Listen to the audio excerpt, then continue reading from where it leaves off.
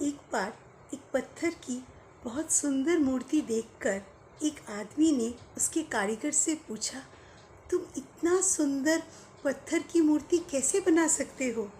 तो कारीगर ने कहा, पत्थर तो अंदर से ही बहुत सुंदर था। मैंने तो सिर्फ उसकी कटिंग्स की है और अनवांटेड चीज़ों को, अनवांटेड पत्थरों को बड़े पत्थर से काट के बाहर कर दिया है, और तो मैंने कुछ नहीं किया। ज़िंदगी भी ठीक ऐसे ही है। ज़िंदगी में बहुत खुशियाँ होती है, लेकिन हम लोगों को हमारे एंग्जाइटी, हमारे रॉन्ग फीलिंग्स, ये सब चीज़ों को ज़िंदगी से बाहर निकाल देना होता है। फिर हमारी ज़िंदगी में खुशियों की बौछार आ जाती है। Hello everyone, I am Tora Adhikari. Welcome back to my channel. Hope my YouTube viewers are in best of the health and spirit. आज मैं आप लोगों को हवाई दर्शन में ले चलती हूँ। वहाँ से एक छोटी सी कहानी आप लोगों को सुना रही हूँ। वर्षा की ऋतु थी, इसीलिए एक कौवे को खाना नहीं मिल रहा था। वो बहुत जगह उड़ रहा था, लेकिन उसको खाना नहीं मिल रहा था। वो बहुत दुखी होके अपने घोंसले की तरफ जा ही रहा था, जब उसने देखा कि सामने एक मांस पड़ा हुआ है। उसने जल्दी से उड़ के उस मांस को अपने बीक में ले लिया, मतलब अपने ओंठ में ले लिया। लेकिन वो जैसे ही घोंसले की तरफ जाने ही वाला था, पीछे से एक बहुत बड़ा सा चील आके उसका पीछा ले लिया। कौवा एक बार इस तरफ उस तरफ भिन्न तरफ उड़ता रह रहा है, लेकिन चील भी उसके पीछे लगा रह रहा है।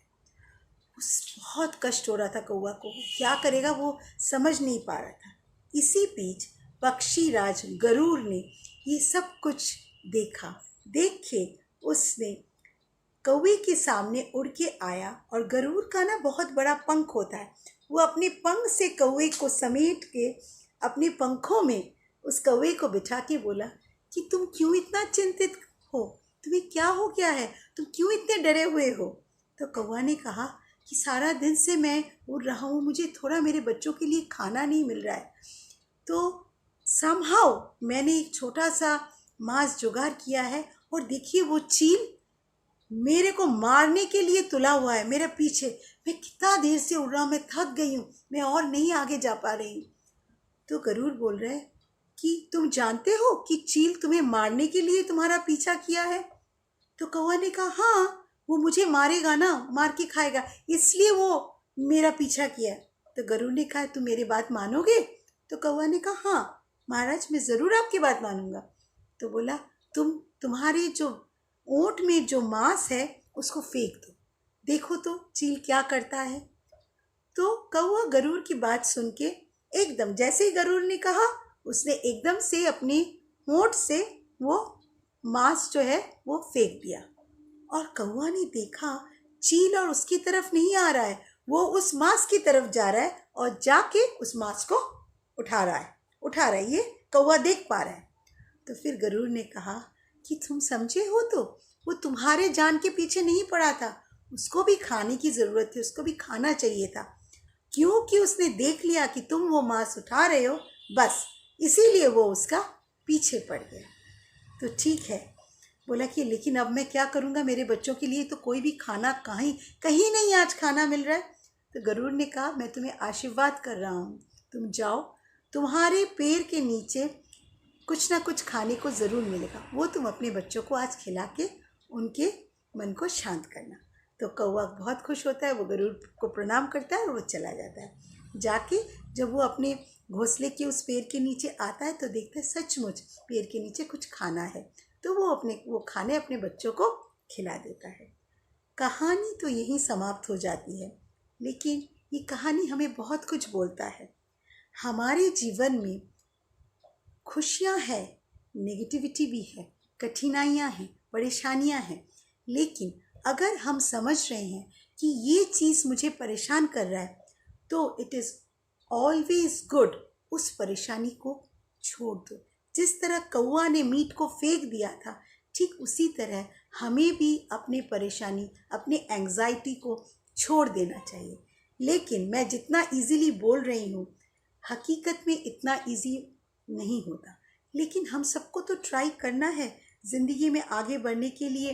ये जो नेगेटिव वेव्स जो हम लोगों को कंटिन्यूअस हम लोग को सराउंड करके रखता है, उसे हटा के हमें आगे बढ़ना है। What is the process?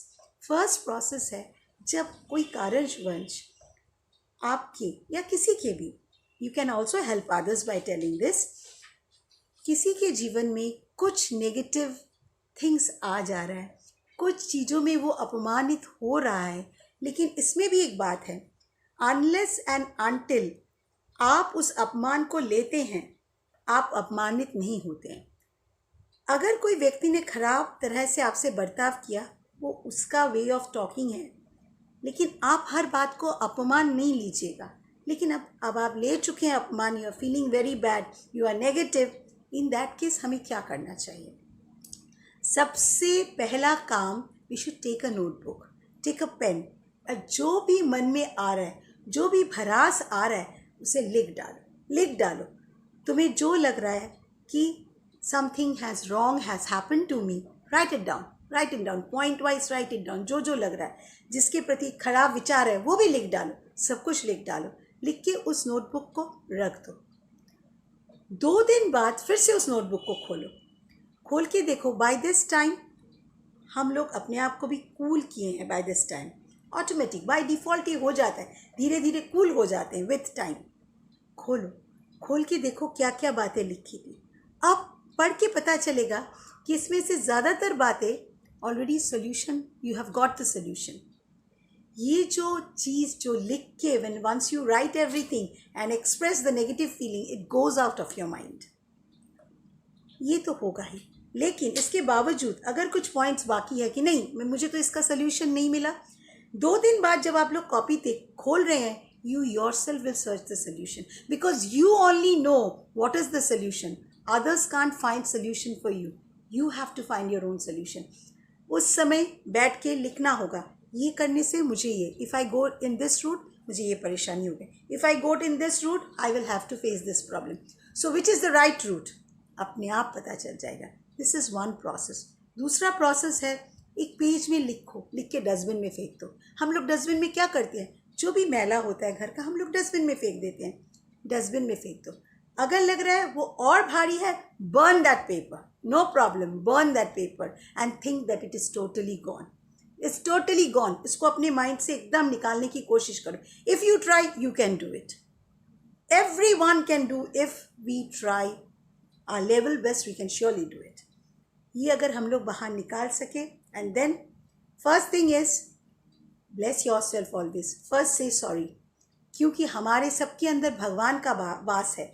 भगवान को बोलो कि जो भी कुछ हुआ है, whatever the situation is, उसके लिए you are really sorry, thank God because God is with you, and say I am a good soul, I will do everything positively and go ahead in life. This helps a lot. All of you can try.